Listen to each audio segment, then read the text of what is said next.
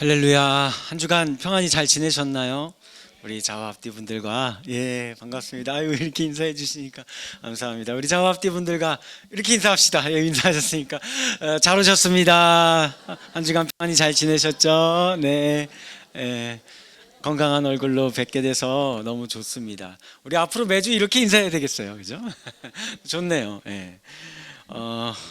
네, 오늘 본문의 말씀을 가지고 제가 요한복음 강의 13번째 시간, 제목이 뭐예요? 하나님의 선물이란 제목으로 말씀 전하도록 하겠습니다. 제 어릴 적 기억에 시골집에서 제가 살았었는데 귀신 나온다고 하는 집이 있었어요. 나중에 알고 봤더니 거기가 이제 사고로 사람이 죽어서 이사 가고 사람들이 이제 그 집에 아무도 이사 안 오잖아요, 그런 집에는. 그래서 이제 폐가가 돼서 점점 흉흉해졌던 집이었던 거예요. 어린 마음에는 근데 이제 무섭잖아요. 그래서 될 수 있으면 글로 안 가려고 하고 뺑 돌아서 가고, 그렇죠? 어쩔 수 없이 글로 지나가야 할 때는 막 생불이 나게 막 달려가지고 아이고 막 빨리 가고 했었던 기억이 있습니다. 사람들에게 이런 거 저주받은 장소죠. 더러운 곳입니다. 오염된 곳이다라고 생각하는 거예요. 우리 한국 사람들 그런 거 몇 개 있어요, 그렇죠? 예를 들면 옛날에 어르신들이 문지방 밟지 마라, 그렇죠? 복 달아난다 라고 얘기를 했고, 고기잡이 배가 출항을 하는데 거기에 여자가 타면 어떻게 되는 거예요? 용왕님이 바로 이야기하시잖아요. 용왕님이 노하셔서 배가 막 사고 날 수도 있고 재수없고 막 그렇게 되는 거예요. 사람의 이름을 빨간색으로 쓰면 야이씨 너 나 죽으라는 거야? 그래서 큰일 난다고 금기시 하는 겁니다. 이를 터부시한다 라고 이야기를 하는 거예요. 터부라는 뜻이 이렇게 되어 있어요. 속되거나 부정하다고 인정된 사물이나 장소, 사람, 말 따위에 접촉하거나 이야기하는 것을 금지하고, 금했는데 이걸 범하면은 이제 초자연적인 어떤 제재나 너 그러다 이제 큰일 난다, 저주받는다 라고 하는 것을 믿는 풍속, 풍습, 이런 것을 일컫는 말이 터부시한다 라는 뜻입니다. 자, 오늘 예수님은 사마리아에 있는 수가성이라는 마을에 한 여인을 만났습니다. 예수님이 만나러 간 사마리아와 수가성에 있는 우물가에 이 여인이 바로 이때 당시에 유대인들이 터부시하는 지역이었고, 터부시하고 금기시하는 인물이었어요. 이런 사람 만나면 안 됩니다. 이런 동네 가면 안 되는 거예요. 왜 그런지를 설명을 드리도록 하겠습니다. 사마리아 지도를 보시면 저렇게 남쪽의 유대에서 북쪽의 갈릴리, 여기가 이제 유대 지역이에요. 가운데 사마리아는 좀 달라요. 근데 이제 절로 가려면 사마리아를 직통해서 가면 빠르잖아요. 저게 A 코스예요. 저렇게 가면 한 3일 정도가 걸려요. 근데 유대인들은 절로 안 갑니다. 어떻게 가요?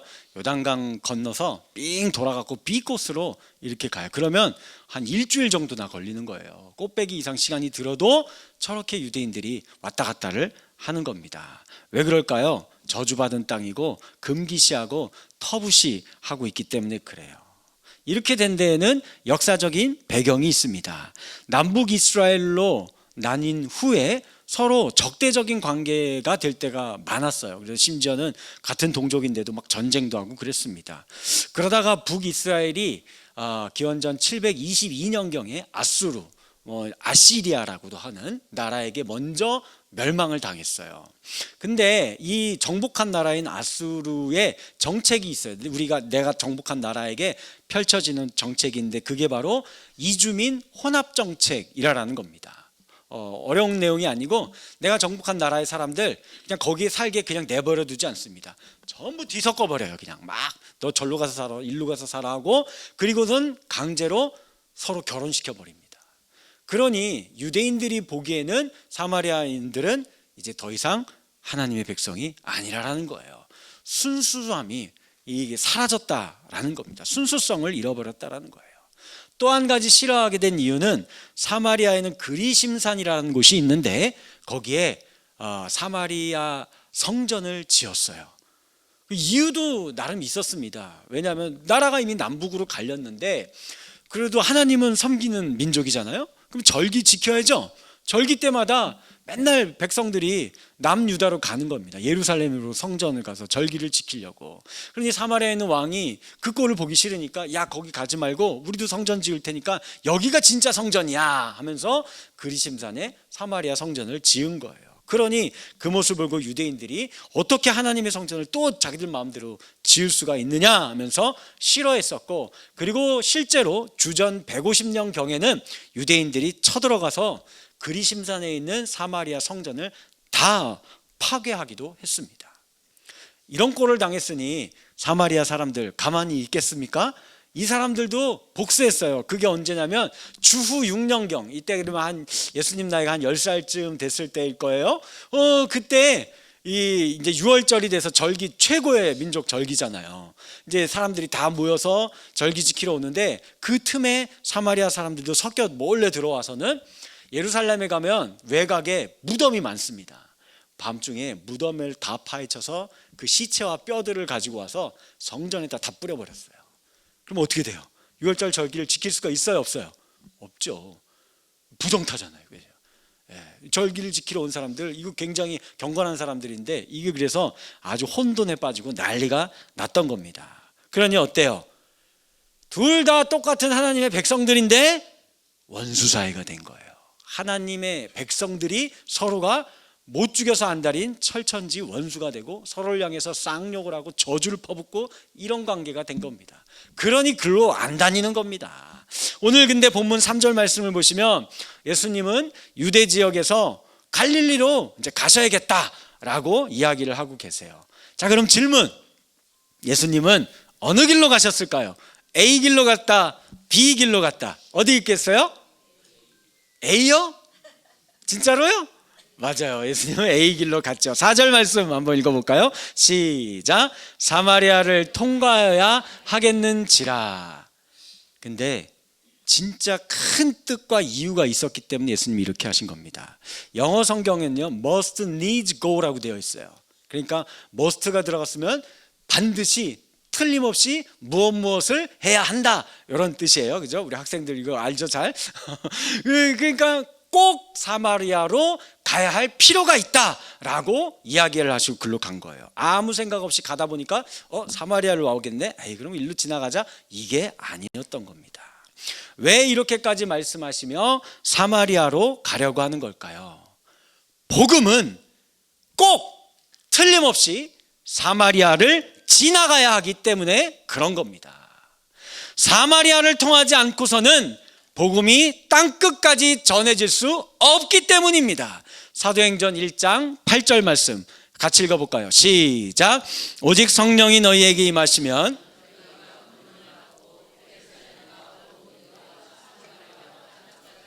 내 증인이 되리라 하시니라. 너무 잘 알고 계시는 말씀이죠. 예수님이 여기 그냥 예루살렘에서 유대로 갈 때 그냥 사마리아 그냥 하나 도시 그냥 아무거나 특 넣어놓고서는 그런 다음 땅끝까지 전해라 이렇게 하신 걸까요? 아니에요. 아니면 온 유대와 로마와 아니면 영국에 이르러 온 땅끝까지 증인이 되라 이렇게 하실 수도 있었던 거잖아요. 그게 아니에요. 왜 그랬느냐? 복음의 출발점이 예루살렘이잖아요. 유대잖아요. 그들에게 있어서 터부시되는 곳, 금기시되는 곳, 벽이 쳐져 있는 곳, 차별을 일삼는 곳, 저주를 퍼붓고 있는 곳, 거기부터 복음이 전해지지 않으면 다른 곳으로 못 갑니다. 복음은 나에게 있어서 사마리아 땅에 먼저 복음이 전해져야 저와 여러분들도 그 다음 다른 곳에 복음이 전해지는 것이지, 나하고 철천지 왼수가 지어져 있는 곳, 내가 터부시하는 곳, 내가 저주를 퍼붓고 있는 곳, 나하고 원수진 사람, 그 사람에게 먼저 복음으로 사랑으로 다가가지 않고서는 다른 데 가서 복음을 전한다, 이런 선교지 저 아프리카 가고 이런다, 그런 거 말하지 마세요. 성경은, 예수님은 그런 거 우리에게 말하지 않습니다. 복음이 땅끝까지 전파되기 위해서는 꼭 사마리아를 거쳐가야 하는 겁니다. 분리와 차별의 벽을 쳐져 있는 곳, 이곳을 뚫어야 해요. 차별을 두어 자신의 기득권을 지키고 있는 이들을 무너뜨려야 합니다. 이 차별을 통해 자신들은 더 거룩하고 괜찮고 좋은 사람으로 분류하고 있거든요. 그래서 자신들은 죄인이 아니라고 생각을 하고 있거든요. 그러나 그 속은 하나도 변한 것이 없어요. 내면에서부터 변한 것이 아니기 때문에 그래요. 그저 타인들에게 좋은 글씨를 붙여놓고서는 이건 죄인이다, 이건 마녀다 하고 마녀 사냥을 하므로, 그래서 이제 사람들이 그쪽으로 주목이 되면 나는 괜찮은 사람이라고 자의하고 있는 거예요. 같은 죄인끼리 자신의 죄를 감추기 위해서 타인을 정죄하며 차별하며 살고 있을 뿐이라는 것입니다. 이게 세상의 방식이에요. 그러나 예수님은 어떨까요? 반대로 행하시죠. 예수님은 정확히 반대로 행하십니다. 사마리아, 저주받은 땅, 그래? 그럼 나는 거기 꼭 가야 한다. 가장 낮고 천한 여인, 그래? 그럼 나는 그녀를 꼭 만나러 가야 한다. 그것도 남편이 5명이나 있었던 여자예요. 그것도 만나는 게 정오의 제일 밝은 낮에 만나는 겁니다. 밝은 곳에서 다른 이들이 부정하다고 취급하는 그 대상자를 만나시는 거예요. 그리고 그녀와 대화하고 그녀에게 손 내미는 겁니다. 왜요? 그녀의 부정함을 가져가는 겁니다. 그녀의 저주를 가져가는 겁니다. 그리고 그 대상을 정결케 해주시는 겁니다. 이것이 바로 예수 그리스도께서 이 땅에 오신 이유입니다. 복음은 죄인들에게 필요한 거예요. 복음은 저주받은 사람들이 있는 곳으로 가야 하는 겁니다. 우리는 죄인이 아닙니다, 우리는 의로운 자들입니다 라고 생각하면서 차별의 휘장을 둘러치고 있는 자들에게는 복음이 갈 수가 없어요. 복음은 도리어 그렇게 죄인을 분리시켜 놓고 저주받은 땅이라 여기고 있는 자들의 그 휘장을 찢으며 그들에게 나아가는 것이 복음의 능력이라는 것입니다. 자, 우리가 잘 알고 있는 수가성 여인, 어떤 여인으로 여러분들 알고 계십니까? 그동안 우리는 이 여인이 이제 남자들에게 몸 파는 여인이 아니었을까라고 생각들을 많이 하셨을 거예요. 그럴 가능성이 없지 않아 있기도 하지만, 그러나 그쪽보다는 성경에 오늘 말씀 보면 남편이 5명이 있다라고 말을 하잖아요. 몸 파는 여인이라면 남편이라는 표현을 굳이 쓸 이유가 없습니다. 그리고 한번 생각해 보세요. 이 예수님 시대에, 더더구나 이 유대 사회에서는요, 아내가 남편을 버리고 다른 남편을 선택할 권리가 있을까요? 첫 번째 남편 살아보니까 성격이 이건 완전 개차반이네, 성격 이혼합시다, 도장 찍고, 두 번째 남자 만났더니 이건 능력이 없네, 돈도 못 벌어오고 못 살겠다, 이렇게 해서 막 바꿔요? 안 되죠. 절대 안 됩니다. 남편이 성격이 못됐어도, 맨날 매 맞고 살아도, 남편이 막 여기저기 바람 피고 다녀도, 이때 당시에 여인들은 어떻게 했어야 돼요? 그냥 살아야 돼요. 다른 방법이 없습니다. 남편들이 아내를 버리고 다시 결혼할 권리, 이건 남편들만 갖고 있는 겁니다. 그러니 이 여인은 몸을 파는 여인이라기보다는 버림받은 여인이에요. 5명의 남편이 있었다라는 표현은 그녀의 평생 일생이 계속해서 버림받고 소외된 인생을 살았던 상처 입은 여인이라는 표현입니다. 평생을 거절당하며 살았던 여인. 그래서 이제는 더 이상 거절당하기 싫어서, 그 사람들의 시선이 너무 두렵고 무서워서 그 뜨거운 한낮 정오에는 물길러 안 오거든요. 그래서 그 뜨거운 낮에 물길러 오는 이 여인의 삶이었던 것입니다. 예수님은 바로 이렇게 저주의 낙인이 찍혀서 혼자 힘들어하며 버림당한 이 한 여인을 위하여서 분리와 이 차별과 저주의 장벽을 뚫고 먼 길을 찾아온 거예요. 바로 이 여인 한 사람을 만나기 위해서 온 겁니다. 오늘 본문의 말씀 6절 말씀 한번 읽어보겠습니다. 시작. 거기 또 야곱의 우물이 있더라.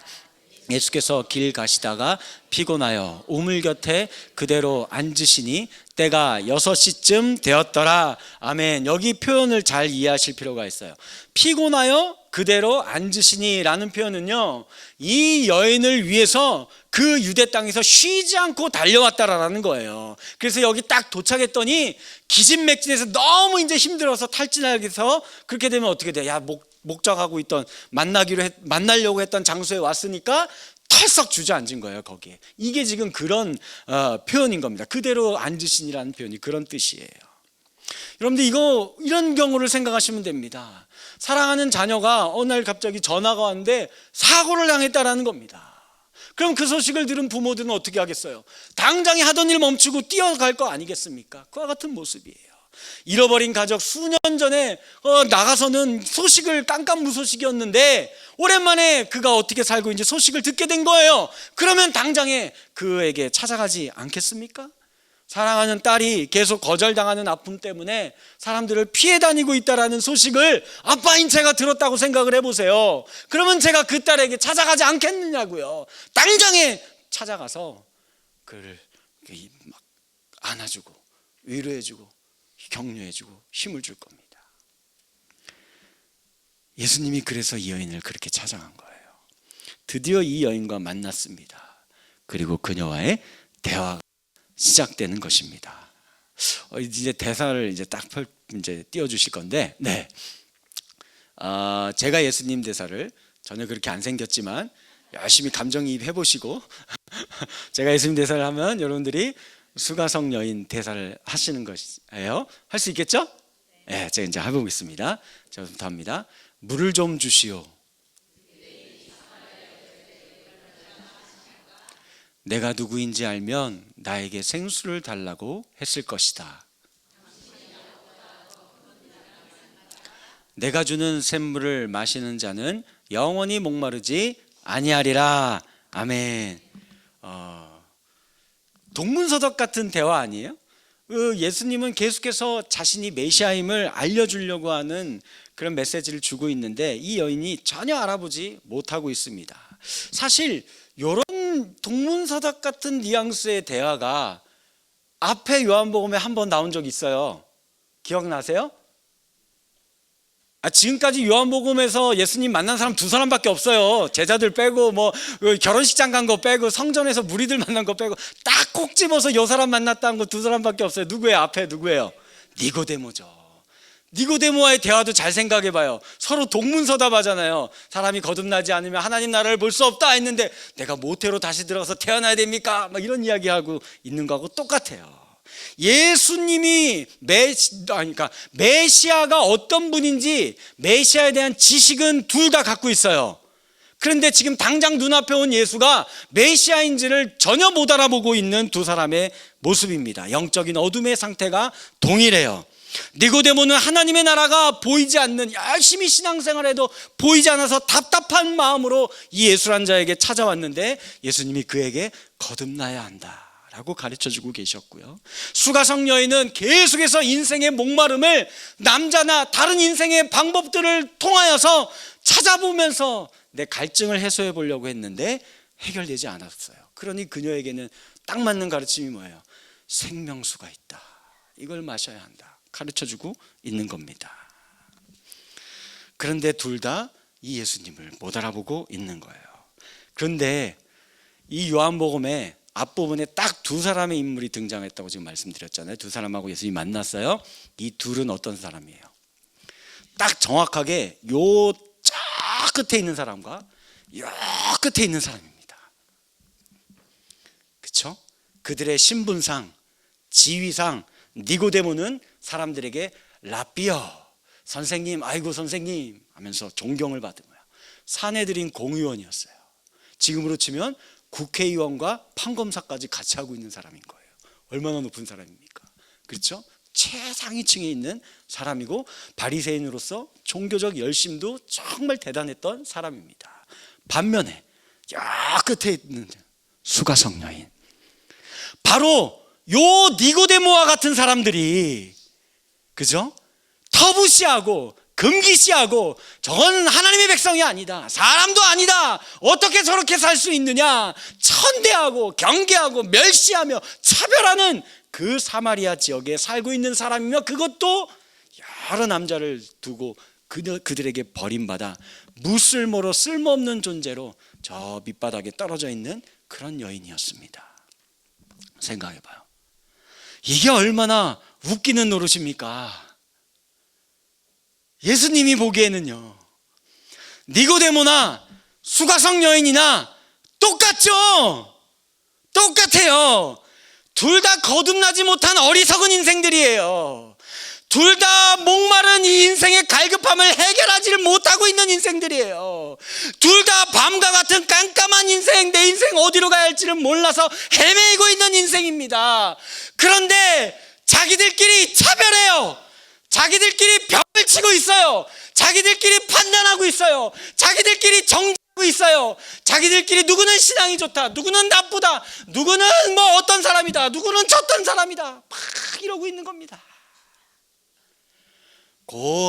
그 부류의 사람들 사이에서 웃고 있는 존재는 딱 한 존재밖에 없습니다. 누구예요? 마귀 사탄만 껄껄껄대며 웃고 있어요. 잘하고 있다, 그러고 있는 거예요. 이런 니고데모와 수가성 여인과 같은, 우리도 그러고 있잖아요. 우리 인생에 그렇기 때문에 필요한 게 무엇이겠습니까? 바로 하나님의 선물이죠. 오늘 요절 말씀이에요. 10절 말씀 같이 읽어볼까요? 시작. 예수께서 대답하여 이르시되 내가 만일 하나님의 선물과 또 내게 물 좀 달라 하는 이가 누구인 줄 알았더라면 내가 그에게 구하였을 것이요 그가 생수를 내게 주었으리라. 아멘. 하나님의 선물이라고 이야기를 하고 있죠.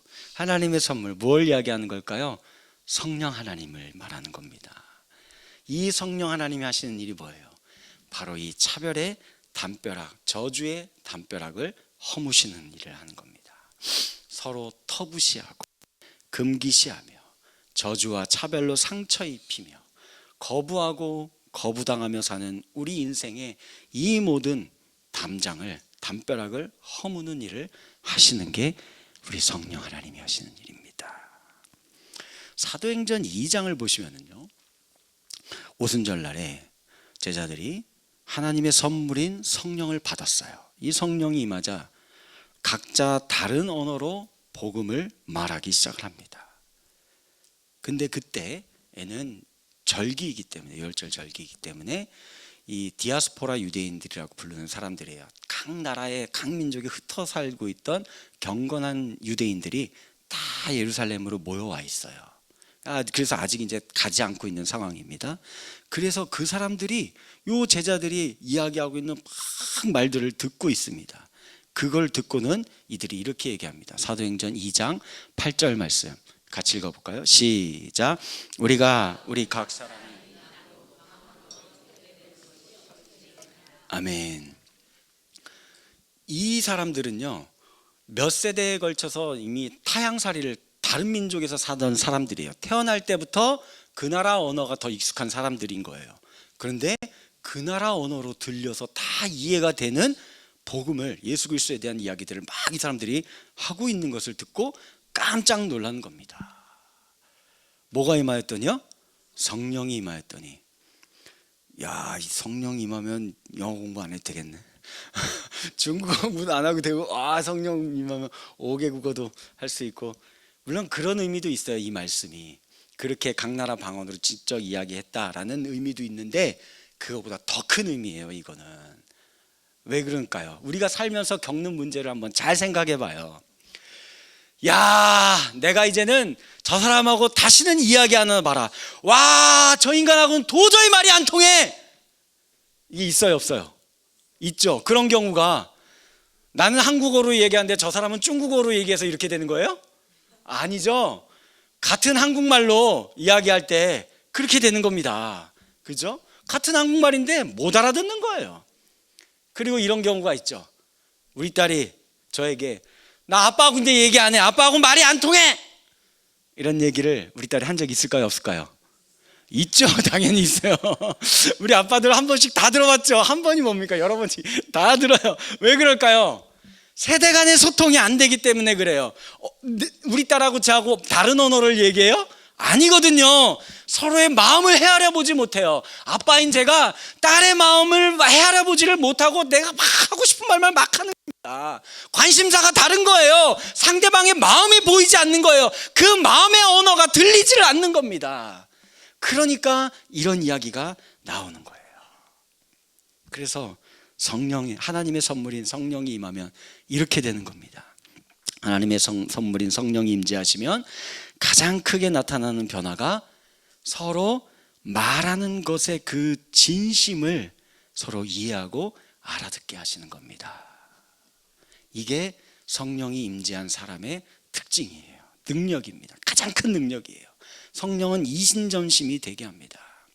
특별히 막혀 있었던 그전에는 성령이 임재하기 전에는 우리는 감히 하나님을 볼 수도 없었고 그분의 말씀을 우리는 들어도 이해할 수도 없었고 깨달을 수도 없었어요. 죄로 가려져 있었기 때문에 그렇습니다. 성령이 임재함으로 통하여 이젠 비로소 하나님의 나라를 볼 수 있게 되고 우리가 들었던 하나님의 말씀이 이런 것이었군요 이해되고 깨달아지기 시작을 하게 되는 겁니다. 이 역사가 나타나게 되는 거죠. 그리고 이제 우리가 그렇게 열린 마음이 되고 뜨거운 마음이 되어서 그동안 내가 옆에서 가족이지만 벽을 치고 살았던 그 가족, 그 친구, 그 원수 같은 인간, 내가 직장에서 나만 계속 갈구는 그놈의 상사, 꼴도 보기 싫은 사람, 그 이해 안 되는 사람까지도 그들에게 마음이 이어지는 거예요. 그들의 입장이 되어보는 거예요. 그들을 이해하려고 노력하게 되는 거예요. 마음과 마음이 소통의 역사가 나타나게 되는 겁니다. 그래서 여기에서 화해의 열매가 나타나는 거죠. 사랑의 열매가 나타나게 되는 겁니다. 이게 뭡니까? 성경 말씀을 한 문장으로 요약하면 뭐예요? 율법의 완성이 뭐예요? 첫 번째, 하나님 사랑. 두 번째, 이웃을 사랑하는 거. 성령 하나님의 진정한 하나님의 선물인 성령을 받으면 나타나는 능력이고 역사라는 겁니다. 이게 제일 큰 능력이에요. 이것이 하나님이 주신 선물입니다. 이 선물을 받아 누리는 삶이 천국이지 다른 게 천국입니까? 금은보화로 치장되어 있고 우리가 인생에서 제일 아름답고 건강했을 때의 모습으로 되고 모든 병도 다 치유받고 그렇게 사는 것이 천국이에요? 그런 모습인데 소통이 안 되는 거예요. 여전히 막 말이 안 통하고 오해와 불신이 쌓여 있어요. 그럼 그게 어떻게 천국입니까? 거기가 지옥이지. 이 성령의 역사가 나타나는 곳이 천국이라는 것입니다. 그러니 세상에서 밖에서 우리의 갈증을 해결하려고 하지 마시기 바랍니다. 밖에서 주어지는 물은요 일시적으로 우리의 갈증을 해결할 수 있지만 그러나 또 다른 오해와 불신을 낳고 또 다른 장벽을 더 많이 치면서 살아갈 뿐이에요. 그러나 내 안에서 성령님으로 말미암아 날마다 하나님의 마음과 사랑이 솟아나게 되면 영원히 목마르지 않는 인생을 살아갈 수 있게 됩니다. 본문을 자세히 보시면 여인은 우물에서 날마다 물을 길어다 자신의 갈급함을 해결하며 살아가려고 하는 인생이었어요. 이게 다 똑같은 우리들의 모습이에요. 그러나 예수님은 14절에서 영원히 목마르지 아니하는 샘물을 언급하세요. 우물과 샘물의 차이가 무엇입니까? 우물은 인간이 인위적으로 파서 만든 거죠. 조금만 가물면 이거 물이 안 나와요. 금방 없어집니다. 영원히 물이 솟아나는 거 아니에요. 샘물은 자연적으로 생긴 거예요. 즉 하나님이 만드신 거죠. 마르지 않고 계속 솟아납니다. 그러면 이 샘물은 어디에서부터 나오는 게 샘물인 거예요? 샘에서 나오는 게 샘물이잖아요. 그죠? 그러면 이 샘은 누구이겠습니까? 예수 그리스도이죠. 에스겔서 47장의 말씀을 보시면 성전에서부터 동서남북 샘물이 콸콸콸 솟아나는 환상, 에스겔의 환상의 내용이 나옵니다. 이게 성전에 대한 환상이에요. 그런데 우리 이 성전에 대한 내용은 요한복음 2장에서 한번 예수님이 뭔가 한 게 있어요. 그게 뭐죠? 성전 청결 사건이 있어요. 이 성전을 헐라 내가 사흘 만에 다시 일으키리라. 여기서 말하는 성전은 뭘 이야기하는 겁니까? 예수님이 몸된 성전을 이야기하는, 예수님 자체를 이야기하는 거예요. 죽으시고 사흘 만에 부활하신. 그래서 이전에는 예루살렘 성전은 모형이에요. 모형.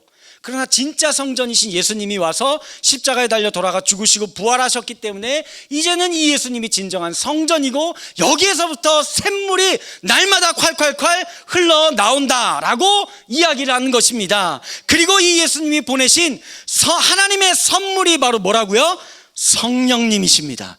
그리고 이 성령님은 예수님이 세우신 진짜 성전 안에 언제나 거하시면서 이 샘물이 흘러나와요. 이 성전이 누구입니까? 고린도전서 3장 16절 말씀 같이 읽을게요. 시작. 너희는 너희가 하나님의 성전인 것과 하나님의 성령이 너희 안에 계시는 것을 알지 못하느냐. 아멘. 저와 여러분들이 이 예수 그리스도께서 보내신 하나님의 선물인 성령을 날마다 모시고 살아간다라고 한다면 우리 안에 날마다 이 샘물이 터져 나오는 인생을 살 수 있습니다. 그리고 이 물은 모든 것을 치료하고 회복시키는 능력입니다. 말씀을 맺겠습니다. 수가성 여인은 이제 마지막으로 예수님께 이런 질문을 하나 드려요. 당신이 말하는 그 생수를 마시기 위해서는 그러면 내가 어디 가서 예배를 드려야 합니까? 포인트는 잡았죠. 예배를 드려야 한다는 거. 근데 잘못된 포인트예요. 그거 묻는 거는 당신들은 이 산이 아니고 예루살렘이라고 하는데, 이 산은 아까 얘기했던 사마리아 성전이 있었던 그리심산을 이야기하는 거예요. 어디에서 해야 합니까? 물어요. 아직도 오늘날 많은 성도님들이 이 동일한 질문을 하는 것 같아요. 그리심산에서 예배해야 합니까? 예루살렘에서 예배해야 합니까? 이걸 따지고 고민하고 계세요. 교회가 얼마나 크고 좋은지, 시설은 잘 갖추어져 있는지, 음향과 영상은 좋은지, 얼마나 좋은 프로그램들로 잘 짜여져 있는지, 얼마나 성경 공부와 제자 훈련은 잘 시키는지, 그 교회가 보수적인 교회인지 진보적인 교회인지 색깔이 어떤지 이런 거 따지면서 교회들을 여기저기 유랑하고 다니시고 떠돌고 다니시고 계시는 것 같아요. 죄송하지만 이런 분들은 하나님의 선물을 잃어버린 안타까운 분들입니다.